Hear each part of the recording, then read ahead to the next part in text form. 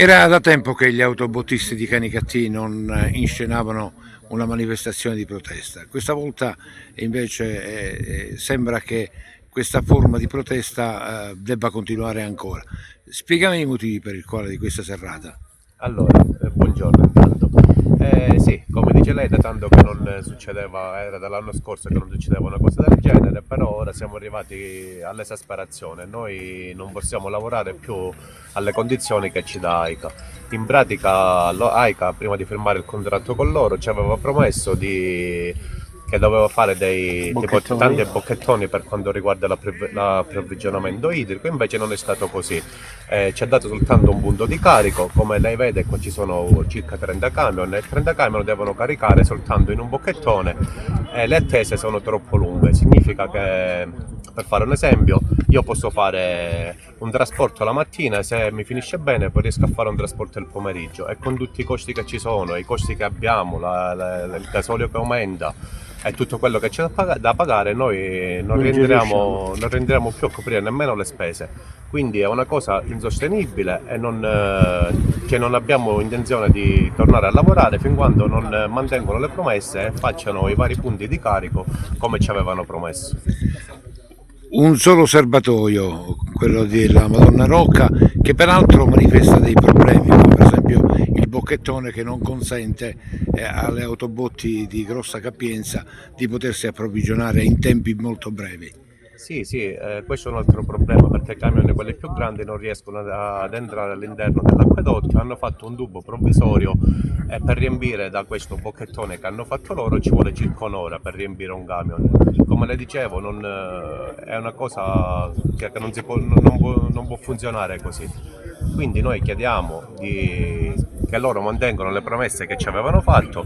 È un'altra cosa fondamentale che dobbiamo segnalare alla popolazione è il fatto per quanto riguarda il costo di approvvigionamento. Significa che noi ci fanno pagare 4 euro, circa 4 euro a metro cubo l'acqua, e quindi anche i costi ora si sono elevati. Significa che per un trasporto da circa 7.000-8.000 litri ci vogliono all'incirca 70 euro, 80 euro, dipende dove si trova il cliente.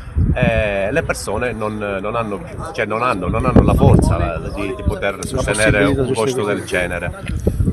Un'altra cosa che abbiamo scoperto ora in questi giorni è che se noi portiamo, perché loro ci dicevano che quando una persona ha il contratto con AICA l'approvvigionamento idrico lo pagava direttamente in bolletta, mentre noi pagava soltanto il trasporto, ma invece non è così, perché in pratica abbiamo scoperto che se una persona che ha il contratto con AICA ogni 2 mesi che arriva la bolletta non paga il trasporto che noi abbiamo fatto, AICA lo debita a noi trasportatori, ma noi non possiamo sostenere i costi delle persone o prenderci l'impegno di andare dalle persone a chiedere se hanno pagato o meno la bolletta. Questa è una cosa che devono vedersi loro, che devono gestire loro. A noi devono pagare soltanto il trasporto, noi siamo dei trasportatori, noi non vendiamo acqua. Ieri c'è stato un controllo serrato anche delle forze dell'ordine, pare che abbiano fermato diversi autobottisti ed elevato multe salate, tra cui una mi pare di 10.000 euro. Sì, sì, hanno fermato due, tra l'altro uno era un mio collega, però essendo autorizzato AICA non è successo niente perché era autorizzato, l'altro invece non era autorizzato e gli hanno fatto questo verbale. Cosa intendete fare da ora in avanti? In questo momento siamo tutti fermi, non possiamo, così in queste condizioni non possiamo lavorare. Loro devono mantenere le promesse che ci hanno fatto e un'altra cosa, quella che gli ho detto poco fa, devono prendersi loro le responsabilità, l'impegno di andare a vedere se le persone pagano o non pagano il trasporto che gli abbiamo fatto. A noi devono pagare soltanto il trasporto, a noi per quanto riguarda l'acqua non ci interessa niente, devono vedersela loro.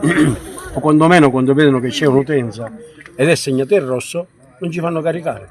E noi chiamiamo poi l'utenza e gli diciamo: guarda che non mi fanno caricare perché tu non hai pagato la bolletta. Questo è il discorso. Noi siamo pronti ad andare a lavorare con le cose giuste, però. Noi facciamo un lavoro di protezione civile, non guardiamo orari, non guardiamo nulla, non andiamo neanche a mangiare per servire gli amici che piangono per telefono. Ora non possiamo aiutarli. Io un viaggio al giorno non lo posso fare perché non so dove andare prima. Perché a me un viaggio mi restano 10 euro puliti, cioè neanche posso mettere in moto per il gasolio. Allora devono cercare di aiutarci in modo che alleviamo le pene che ci sono nella città.